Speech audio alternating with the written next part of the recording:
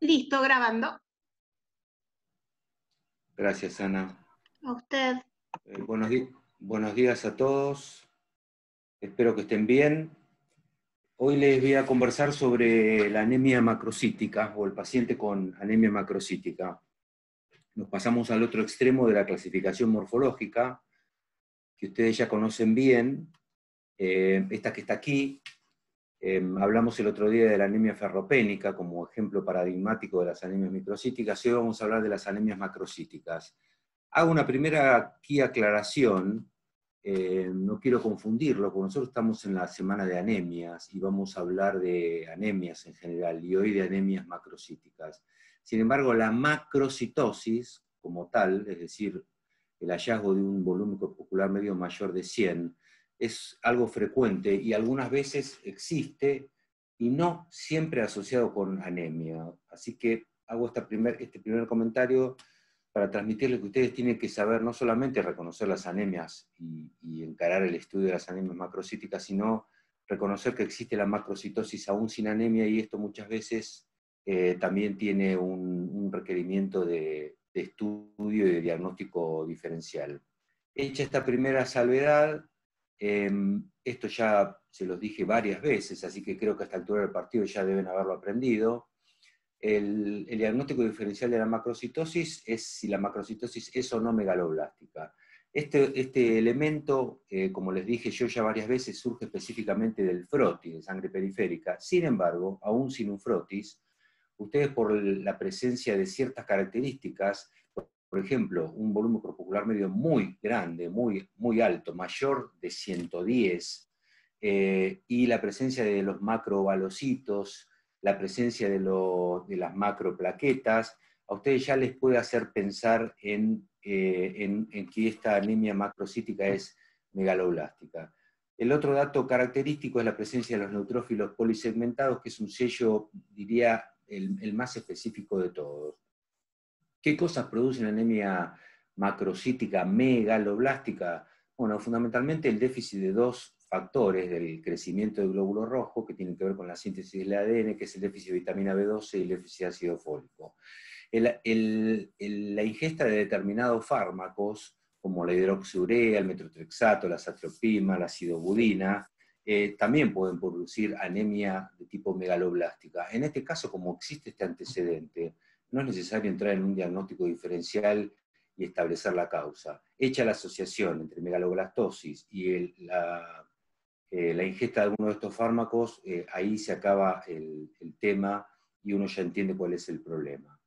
¿Qué pasa con otro tipo de anemias que no tienen estas características y solo tienen macrocitosis? Bueno, hay algún tipo de afecciones, algunas bastante comunes, que pueden producir esto. Y aquí, en este grupo en particular, es donde pueden aparecer algunos casos de macrocitosis sin anemia. Y un caso es, por ejemplo, el alcoholismo, que de hecho es una de las causas más comunes, como les voy a decir al final, y ya se los debo haber dicho, una de las causas más comunes de macrocitosis. Las hepatopatías crónicas también producen macrocitosis, aunque en estos casos casi siempre se asocian con anemia. Acuérdense que la macrocitosis se debe a un aumento, según se sabe, de los lípidos en la membrana del glóbulo rojo. Cuando hay reticulocitosis de cualquier etiología, como los reticulocitos son grandes y el contador cuenta todo y saca promedio, aparece macrocitosis. Entonces, acuérdense cuando hablábamos ayer de cómo se monitorea el tratamiento de una anemia, por ejemplo, ferropénica, a los 7, a los 10 días, el paciente puede llegar a tener hasta 10% de reticulocitos. Esto produce un aumento significativo del tamaño promedio de los glóbulos rojos. Por lo tanto, el paciente pasa de tener microcitosis a macrocitosis. Bueno, si el paciente tiene macrocitosis, pero tiene reticulocitos altos, no hay mucho que estudiar y ya se sabe que esa es la causa. Me detengo un segundo en las mielodisplasias. Las mielodisplasias, que entiendo que les va a hablar la doctora Sofía Fernández la semana que viene, son unas patologías bastante comunes en los pacientes de edad avanzada y tienen una característica de presentación muy heterogénea. Una de ellas es la anemia.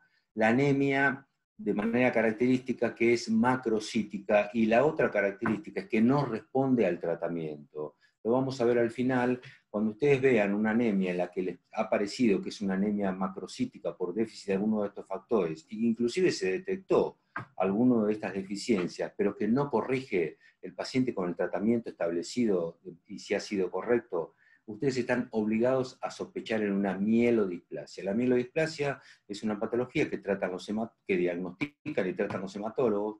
Quiere decir que frente a este hallazgo, usted lo que tiene que hacer es pedir una interconsulta inmediata con un hematólogo. Bueno, ya tienen acá hecha una primera clasificación de los dos grandes grupos de pacientes con anemias macrocíticas. Vamos a dejar de lado en este momento las macrocíticas no megaloblásticas y vamos a pensar cuándo, teniendo en cuenta que las dos causas principales son el déficit de vitamina B2 y ácido fólico, ¿cuándo hay que sospechar esto? Bueno, el primero lo dijimos ya varias veces. Si el paciente tiene macrocitosis y tiene macrovalocitos en sangre periférica, fíjense que acá dice otra vez, con o sin anemia, ¿eh? A veces estos pacientes tampoco tienen anemia, no quiero confundirlo, pero tienen que saber lo que también puede ser. Bueno, primera pista para pensar en déficit de vitamina B2 o ácido fólico es la macrocitosis. Después los neutrófilos hipersegmentados o polisegmentados, hay números y cálculos, más del 5% con más de 5 lóbulos, o más de 1% con 6 lóbulos. No tienen que acordarse de esto. Acuérdense de los neutrófilos hiper o polisegmentados. Otro tema que ya se los mencioné otra vez.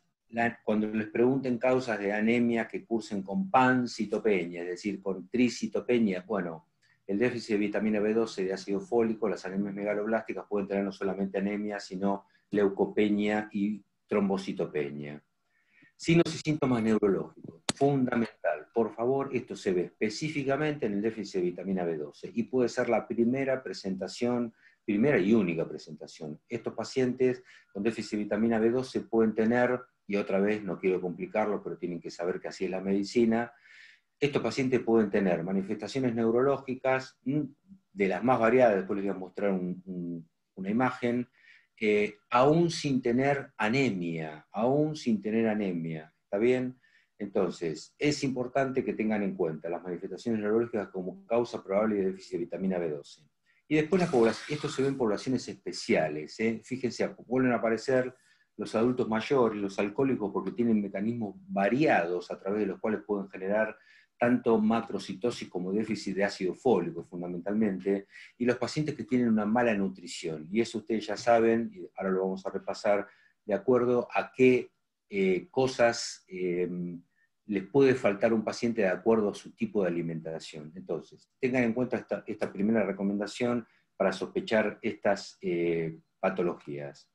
Bueno, acá tienen macrovalocitos, que son estos que están acá. Acá tienen un neutrófilo hipersegmentado, polisegmentado. Miren, tiene 1, 2, 3, 4, 5, 6, 7 segmentaciones. Esto es un dato característico, así lo ven y lo fijan, de las anemias macrocíticas megaloblásticas. Este cuadrito ya se los mostré la vez pasada. Para los que no lo vieron, lo repasamos. Ustedes tienen que saber dónde está la vitamina B12, acuérdense del dicho de todo lo que camina tiene vitamina B12, en todos los productos de origen animal. En cambio, los folatos están en los vegetales verdes. Así que está en muchos lados. Otra cosa que quiero recordar aquí, que es muy importante, y ustedes ya lo deben conocer, que por ley hay infinidad de medicamentos, pero fundamentalmente las harinas, que están fortificadas con ácido fólico. Esto tuvo que ver con lo que produce el déficit de ácido fólico en el embarazo, que es el déficit o los trastornos en el cierre del tubo neural, y esa patología tuvo un cambio radical cuando en casi todos los países del mundo, por ley, se estableció de forma obligatoria la suplementación fundamentalmente de las harinas con ácido fólico. De todas maneras, tienen que saber que si el paciente no come ningún tipo de harina y no come vegetales verdes, puede tener déficit de ácido fólico. ¿Qué pasa con los requerimientos diarios? Y más que los requerimientos diarios, con la relación entre los requerimientos diarios y los depósitos. Bueno, lo hablamos la vez pasada, lo repito, la diferencia entre los depósitos y los requerimientos diarios hace que para que se agote aún sin comer nada de ácido de vitamina B12, tiene que pasar mucho tiempo. Por eso es que es una rareza el déficit de vitamina B12 por un mecanismo absortivo. Fíjense que en cambio la diferencia entre lo que se requiere diariamente y los depósitos que uno tiene para el ácido fólico es mucho menor, de manera que basta con 2 o 4 meses de no comer ningún vegetal de hoja verde puede hacer de que el paciente desarrolle un déficit. ¿Dónde se absorbe la vitamina B12? Ya lo saben ustedes, en el ilion terminal, fundamentalmente tienen que saber unido al factor intrínseco, y esto tiene una explicación o una correlación fisiopatológica importante, porque el déficit de este factor es una de las causas más comunes de anemia macrocítica megaloblástica por déficit de vitamina B12. ¿Dónde se absorben los folatos? En el yeyuno. Muy bien, entonces, ¿cuáles son las causas frecuentes de déficit de vitamina B12? Lo acabo de decir recién. Una de las más comunes es el déficit de factor intrínseco secundario a una enfermedad gástrica. Esto se llama anemia perniciosa. La anemia perniciosa, por más que se llame anemia perniciosa, es una enfermedad del estómago. Acuérdense que es una enfermedad inmunológica de causa desconocida, que se ve a cualquier edad, pero fundamentalmente en los adultos mayores y que predomina en los hombres, y que se asocia con una gastritis atrófica.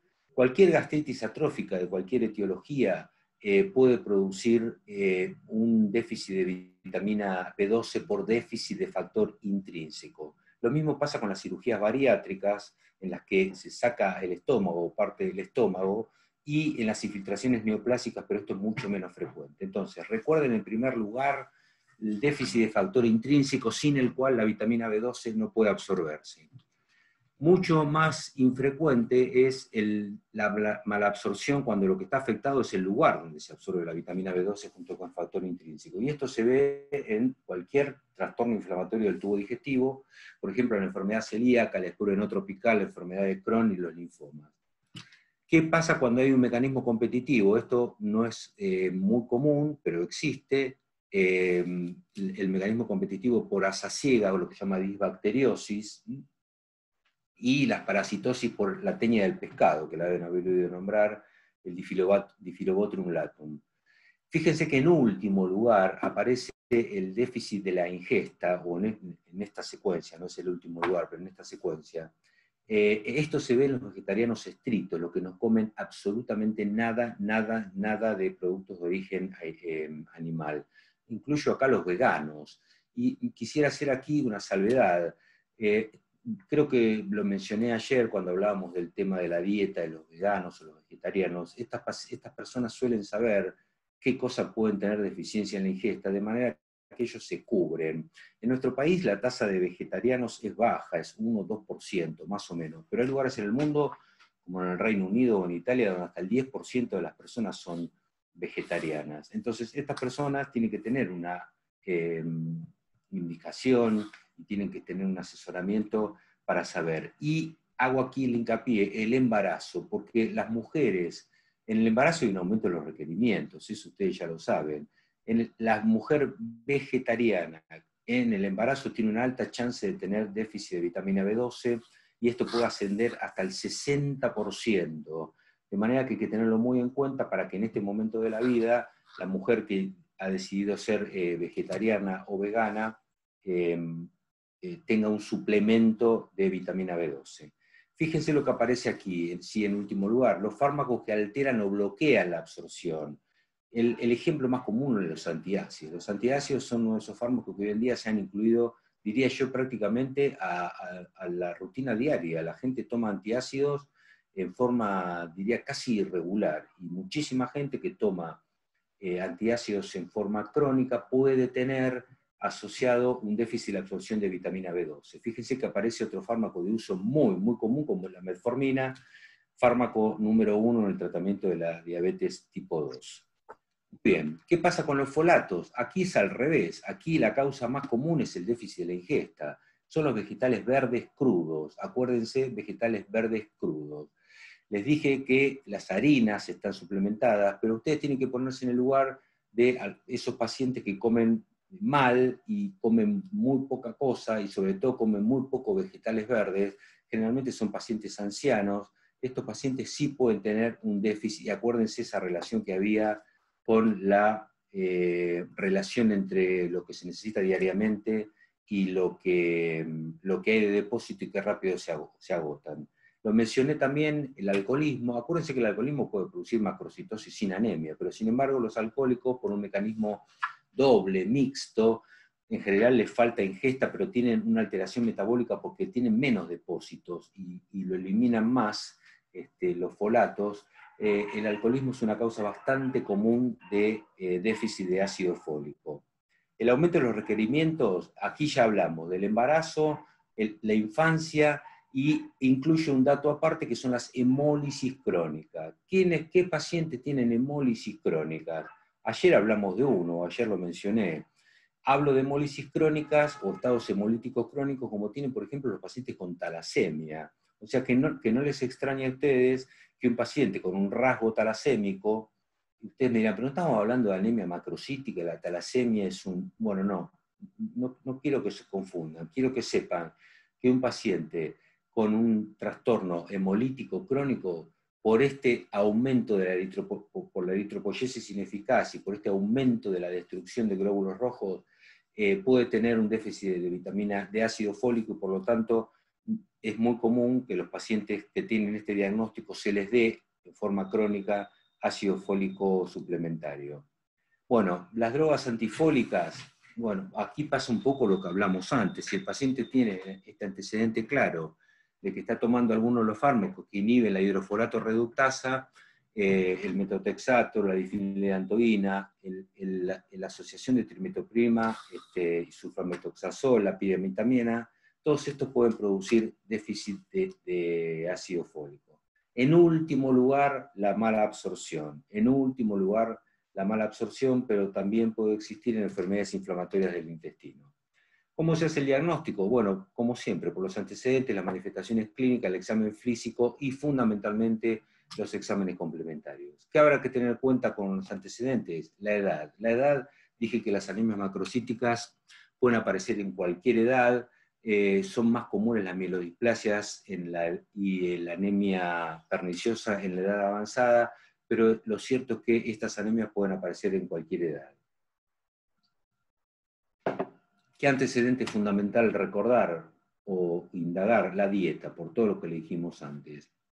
Como dato importante para averiguar en las manifestaciones clínicas que pueda referir el paciente, son las gastrointestinales. ¿Se acuerdan que las mencioné como que pueden aparecer también en la anemia ferropénica? Pero por esta característica del epitelio gastrointestinal de recambio rápido y haber una síntesis del ADN, de la alteración en la síntesis del ADN por la falta de estos factores, son muy comunes en los pacientes con anemias macrocíticas, la dispepsia, la esteatorrea y la diarrea. Bueno, la ingesta de fármacos y de alcohol es un antecedente obvio que hay que indagar, y otras enfermedades autoinmunes, porque, por ejemplo, la anemia perniciosa que les mencioné yo, que es una enfermedad de etiología inmune, suele asociarse con otras, como por ejemplo una muy común que son las tiroiditis. ¿Qué pasa con el examen físico? Bueno, aquí el dato más importante son las manifestaciones neurológicas. Las generales ya ustedes se las saben de memoria y no son distintas a las de cualquier tipo de anemia, así que no las voy a volver a mencionar. Las gastrointestinales las mencioné como manifestaciones clínicas y también les mencioné que estos pacientes pueden tener estomatitis, keilitis, la keilitis angular, glositis, de manera característica. El dato más importante del examen físico, y que muchas veces es el motivo de consulta, son las manifestaciones neurológicas, lo que se llama degeneración combinada subaguda. Esto se ve en casos avanzados, pero lo cierto es que puede ser una primera manifestación de alteración de la mielina, y esto se ve exclusivamente en el déficit de vitamina B12. Acá tienen un ejemplo, este cuadro creo que ya estaba puesto cuando di la clase la vez pasada, simplemente para que ustedes recuerden la cantidad de cosas que pueden tener estos pacientes, ¿no? Desde anosmia, alteraciones en el nervio óptico, pérdida del gusto, bueno, acá aparece la glositis, que no es neurológico estrictamente, pero fíjense que estos pacientes pueden tener alteraciones del estado mental, dice acá, locura megaloblástica, pero pueden tener depresión, paranoia, irritabilidad, labilidad, ilusiones, acá las parestesias. Acuérdense las parestesias, que es un signo característico, y muchas veces es la primera manifestación que tiene el paciente, con la pérdida de la propiocepción, la alteración de la vibración y la posición, la estatestesia. Eso ustedes lo saben, y si el paciente tiene también afectados los cordones laterales, puede tener asociado cuadro clínico o clínica de la motoneurona, Por lo tanto, el paciente puede tener, como dice acá, espasticidad, hiperreflexia. Esto es lo que se llama degeneración combinada subaguda. Acá dice degeneración espongiforme, mielosis funicular, no importa, tiene un montón de nombres. No importa los nombres, ustedes tienen que acordarse que cuando un paciente venga con manifestaciones neurológicas de etiología poco clara y absolutamente variable, fíjese que acá figura letargo, bueno, esto es en un chico, ¿no? Hiperirritabilidad, convulsiones. Bueno, el paciente puede tener cualquier tipo de alteración. Piensen en déficit de vitamina B12. ¿Qué pasa con los exámenes complementarios? Bueno, en el frote de sangre periférica va a aparecer muchas veces la pancitopenia, los macrobalocitos, todo eso, e inmediatamente cuando ustedes sospechen que le puede faltar al paciente una de estas dos cosas, lo que hay que hacer es pedirlos antes. Antes se hacía el test de Schilling, para ver si lo era que no lo absorbía, que, bueno, esas cosas no se usan más. Hoy en día existen métodos lo suficientemente confiables y sensibles como para determinar estrictamente. En general, el déficit de un factor muchas veces altera el otro, de manera que es muy común que se pidan ambos. Y esto tiene una doble explicación. A veces al paciente le faltan las dos cosas, sobre todo si tiene un trastorno malabsortivo. Y ustedes, si a un paciente le piden ácido fólico, detectan que le falta el ácido fólico, y le dan ácido fólico, puede ser que el paciente mejore la anemia, pero si le faltaba vitamina B12, puede ser que se exacerben o aparezcan las manifestaciones neurológicas que antes el paciente no tenía. De manera que es de buena práctica, les diría obligatorio, pedir siempre las dos cosas. Y con esto simplemente ustedes hacen el diagnóstico de que le falta la vitamina B12 o que le falta el ácido fólico. Existen otros estudios específicos o más específicos que son directamente para la anemia, anemia perniciosa, que son los anticuerpos anticélula parietal y factor intrínseco, están presentes en el 70%. Se puede pedir la homocisteína está aumentada de manera característica en los dos déficits. En realidad, ¿cuándo se pide la homocisteína? Cuando uno trata en las clases de ser práctico y no hablar de los grises. Después ustedes en la práctica van a ver que el paciente tiene un valor límite y uno no está del todo seguro si le falta o no le falta. Bueno, en estos casos el hallazgo de una homocisteína aumentada con un valor límite prácticamente confirma de que al paciente efectivamente le falta alguno de estos factores. ¿Por qué el estudio de la médula ósea aparece acá? Bueno, porque les dije antes que muchas veces esto no es necesario de forma habitual frente a un déficit comprobado. Ahora, si el paciente tiene un déficit de vitamina B12 o ácido fólico, ustedes lo trataron y el paciente no mejora, seguramente van a tener que estudiar la médula ósea. ¿Por qué? Porque este paciente es muy probable que tenga, como les dije antes, una mielodisplasia. ¿Por qué la endoscopía digestiva alta? Porque es la manera de certificar el diagnóstico de anemia perniciosa. El diagnóstico de anemia perniciosa se sospecha clínicamente por todo lo que les dije antes, pero la presencia de la gastritis atrófica de etiología autoinmune se diagnostica a través de la endoscopía digestiva alta. La otra cosa que se dice, aunque se discute, es que estos pacientes con anemia perniciosa tienen una mayor chance de desarrollar neoplasias digestivas y neoplasias de estómago, por lo tanto se aconseja hacerles una endoscopía en forma periódica. Pero tienen que saber que la endoscopía es para certificar el diagnóstico histológico de la anemia perniciosa. Acá tienen un algoritmo de síntesis, fíjense, aparece el volumen corpuscular medio alto, frote de sangre periférica. Si es no megaloblástico, puede ser que tenga reticulocitos altos. Si tiene reticulocitos altos es porque sangró, o está hemolizando, o le trataron, faltaría poner acá, tratamiento de alguna otra anemia. Y si el paciente tiene reticulocitos normales y tiene un frotis de sangre periférica no megaloblástico, con un volumen corpuscular alto, lo más probable es que tenga alcoholismo, una hepatopatía o, como les dije recién, una mielodisplasia. Si tiene un rasgo megaloblástico, lo que hay que hacer es directamente pedir el déficit de estos, la determinación de estos factores, y con eso se certifica el diagnóstico, y acá volvemos a repetir cuáles son las causas probables.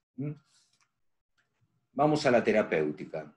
¿Qué pasa si nosotros confirmamos que a un paciente le falta vitamina B12? Bueno, dependerá saber cuál es la causa, ¿no? ¿Qué es lo que produce la causa? ¿Por qué? Porque eso va a depender por dónde le vamos a dar la vitamina B12 al paciente. Como dijimos que la causa más común de déficit de vitamina B12 es la mala absorción, sobre todo por déficit de factor intrínseco, no bastará que ustedes se lo den por vía, no servirá con que se lo den por vía oral, de manera que van a tener que dárselo por vía parenteral. En este caso se da por vía parenteral. ¿Qué es lo que se da? Se dan inyecciones de cianocobalamina directamente, que vienen en preparados comerciales, traen 1000 microgramos, o sea, 1 miligramo, y eso se da para corregir la anemia. Primero se dan inyecciones todos los días, una inyección por día, durante aproximadamente una semana, y después le dan una por semana durante otras 4 o 8 semanas. Esto, si recuerdan la charla que les di sobre el tratamiento de la anemia ferropénica, van a recordar que siempre se hace un primer tratamiento para tratar de corregir la anemia, que eso en general, en el caso de las anemias macrocíticas, megaloblásticas, se corrige rápidamente. Y rápidamente se corrige si el paciente también tenía leucopenia o trombocitopenia. Entonces, una semana, una inyección intramuscular por día de 1 miligramo de cianocobalamina. Y después le dan una inyección por semana durante 1 o 2 meses más. Y con eso van a reponer los depósitos y ya está. Ahora, ¿qué pasa? Si el paciente lo que tiene es un déficit de vitamina B12 porque tiene una anemia perniciosa, ustedes con esto no le curaron la anemia perniciosa. Entonces, como este paciente tiene una enfermedad que es irreversible, para evitar las recaídas a este paciente hay que darle inyecciones intramusculares mensuales de por vida. De por vida. ¿Qué se ha visto y qué se ha estudiado? Que aunque parezca paradójico y antifisiológico o antifisiopatológico, se ha visto que a estos pacientes, dándoles dosis altas de cianocobalamina por vía oral, también andan bien. No quiero confundirlo, no diga no, pero no me dijo que no se absorbía porque le faltaba el factor intrínseco. Bueno, es cierto. Sin embargo, se ha visto que cuando uno da dosis altas, fíjense que le están dando 1000 a 2000 microgramos por día, evidentemente de alguna manera este déficit en la absorción es superado y ustedes pueden evitarse darle la inyección. Si al paciente le resulta más fácil darse una inyección por mes, le dan una inyección por mes. Si no, pueden optar por esta opción, pero bueno, hay que tomar un comprimido por día de vitamina B12 de por vida. Fíjense que el tratamiento es bastante sencillo. ¿Qué pasa con el ácido fólico? Bueno, el ácido fólico dijimos que muchas veces el problema no es la mala absorción, sino que es que no se lo come en forma suficiente. ¿Está bien? Entonces, lo que hay que hacer es al paciente dárselo por vía oral. Y se lo da en dosis. El ácido fólico hay comprimidos de 1 miligramo, de 5 miligramos y comprimidos de 10 miligramos.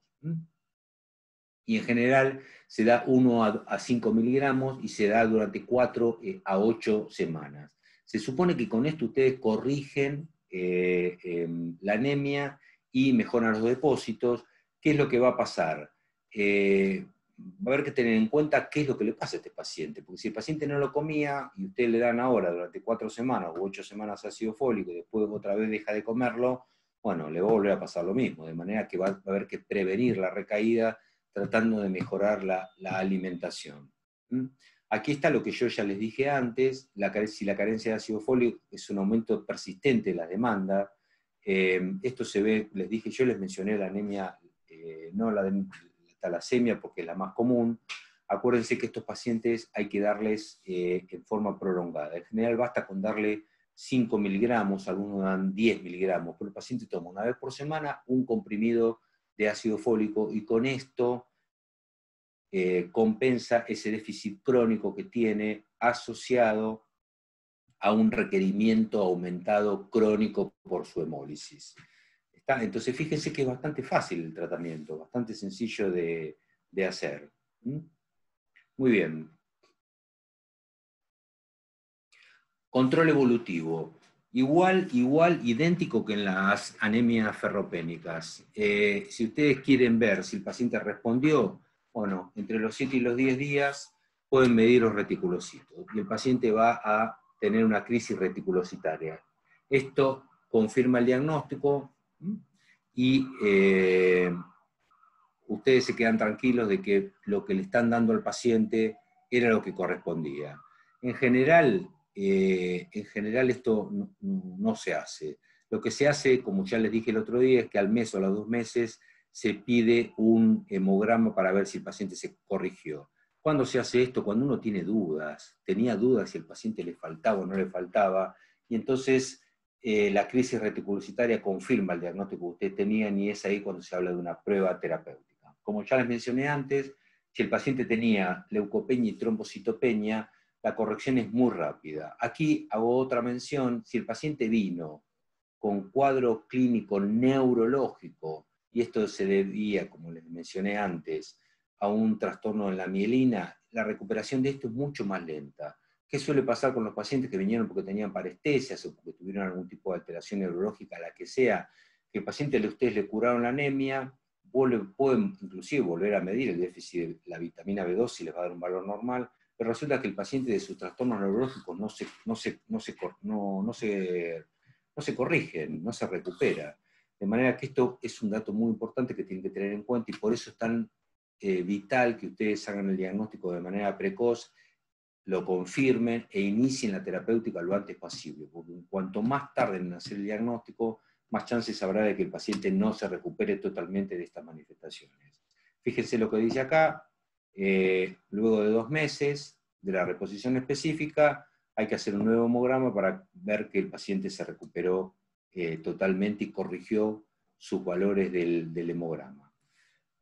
¿Qué puede pasar? Ustedes hicieron todo como yo les dije, todo bien, inclusive detectaron que le faltaba vitamina B12 o ácido fólico, le dieron al paciente lo que tenía que darle, o tenía el paciente esos valores límites, hicieron una prueba terapéutica y no hubo crisis reticulocitaria. Bueno, este es el típico paciente en el que hay que sospechar que pueda tener otra cosa, y esa otra cosa es una mielodisplasia, de manera que invita rápidamente a llamar al hematólogo en consulta para que lo estudie en profundidad al paciente. Entonces, ya les dije cómo se hace el diagnóstico, les dije cómo se hace el tratamiento, y ahora vamos a hacer las recomendaciones generales. Algunas ya las hablamos, ¿no? Que tienen que ver fundamentalmente para evitar la recaída. Bueno, aporte alimentario suficiente de folato, vegetales de hoja verde, crudos, acuérdense que si los cocinan se desactiva el ácido fólico, el hígado y vitamina B12, carne, pescado, leche, huevo, hígado. En la población general, especialmente niños, mujeres en edad fértil, y aquí habría que agregar específicamente las embarazadas.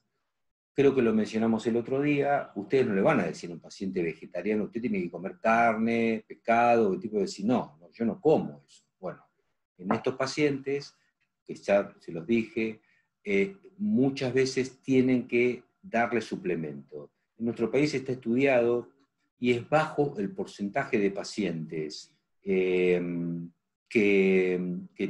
son vegetarianos o veganos, que toman específicamente vitamina B12. ¿Por qué?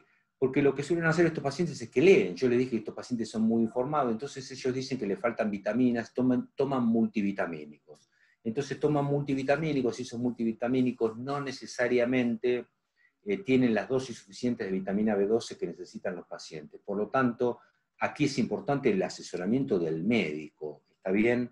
El asesoramiento del médico. Porque esto está estudiado, y solo 20% de los pacientes veganos toman específicamente vitamina B12. Es la acción de ustedes de informar a los pacientes de qué es lo que tienen que hacer. Bueno, miren lo que dice acá. Suplementar con estas vitaminas ancianos o enfermos con afecciones del aparato digestivo o el tratamiento con anticoagulantes orales. ¿Qué pasa? Bueno, ustedes están en una nueva etapa, en la nueva era de los anticoagulantes, de los nuevos anticoagulantes orales. Hasta hace un tiempo todos los pacientes que tomaban anticoagulantes orales, lo que tomaban era acenocumarol, tomaban Sintrón. Este fármaco tiene que ver con la síntesis de la vitamina K, y a los pacientes de manera característica se les decía que no tenían que comer verduras crudas, porque esto alteraba el efecto del acenocumarol.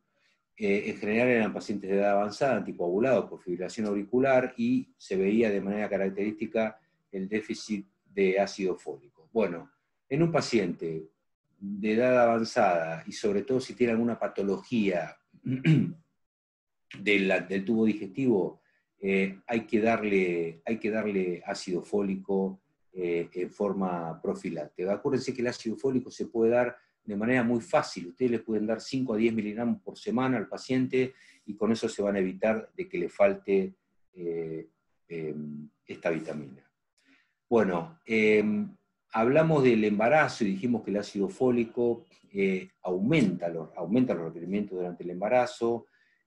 Acuérdense, hoy en día se sigue utilizando o se sigue recomendando a las mujeres en edad fértil o que planean un embarazo que suplementen y que tomen ácido fólico.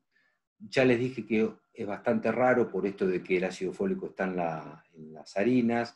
De todas maneras sigue siendo de uso habitual, y fíjense lo que dice acá, no solamente por los defectos del tubo neural. Acuérdense que el cierre del tubo neural se produce muy precozmente, de manera que a los 20 días, ustedes no pueden esperar de que la mujer se entere que está embarazada, porque muchas veces cuando la mujer se entera que está embarazada, el tubo neural se cerró, de manera que por eso es que una mujer que está planeando tomar un embarazo, está planeando tener un embarazo, lo tiene que tomar en forma preventiva.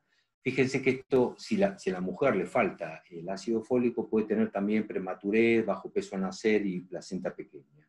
Entonces, todas las embarazadas no solamente lo toman antes de quedar embarazadas, sino que lo toman durante el embarazo, y una dosis diaria de 1 a 5 miligramos. Esto ya se los dije, complicaciones neurológicas severas, nunca hay que dar ácido fólico sin vitamina B12 en pacientes que no se descartó que no tengan específicamente vitamina B12, porque esto puede empeorar los trastornos neurológicos.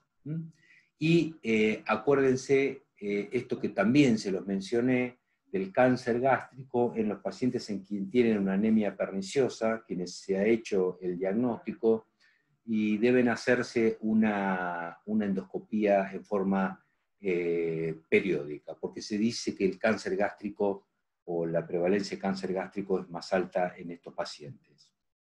Terminamos ya con la síntesis conceptual. Acuérdense entonces, creo que ya lo dije la vez pasada, que la macrocitosis es más común que la anemia megaloblástica. Van a haber muchas macrocitosis. Esto en lugares donde el alcoholismo tiene una alta prevalencia es mucho mayor. Ustedes ven las estadísticas en el Reino Unido y en otros lugares donde hay alto consumo de alcohol, y ven que tiene muchísimas más macrocitosis asociadas al alcoholismo que por otra cosa. Recuerden el tema de la pancitopenia. Cuando vean una pancitopenia, siempre piensen en la médula ósea, en primer lugar, por una cuestión de gravedad, pero acuérdense que esto puede deberse a vitamina B12 y ácido fólico, que la causa más común del déficit de vitamina B12 es la mala absorción, en cambio la del ácido fólico es la falta de ingesta, y que el diagnóstico se confirma mediante la determinación. No hay que hacer ninguna prueba extraña, rara. Si ustedes sospechan, inmediatamente piden la determinación de las dos cosas juntas. Y recuerden, como elemento de sospechar este déficit, fíjense lo que dice acá, ¿no? Sin anemia, sin macrocitosis. Simplemente tienen que sospecharla por la presencia de trastornos neurológicos. Y lo último, que ya lo dije un par de veces, lo vuelvo a repetir: si el paciente no corrige la anemia, puede haber algún trastorno hematológico subyacente. Bueno, con esto hicimos un repaso completo de las anemias macrocíticas. Si tienen dudas o le quedó alguna duda, le mandan a Ana, por favor, y Ana después me los pasa a mí. y yo se los corrijo. Mañana vamos a ver los casos clínicos, así que, bueno, Ana, ¿estás por ahí? Sí, doctor, acá estoy.